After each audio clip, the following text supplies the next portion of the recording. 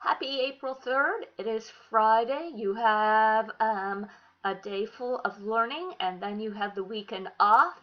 I know that sevens have been busy writing in their journals, answering questions, making some goal setting for themselves. And sixes, I know that you've been working on some data and that you've been doing a lot of reading as well. I hope that today is a great day of learning for you again, and please don't forget to thank your parents for all their help working with you. Please do a random act of kindness for them, okay?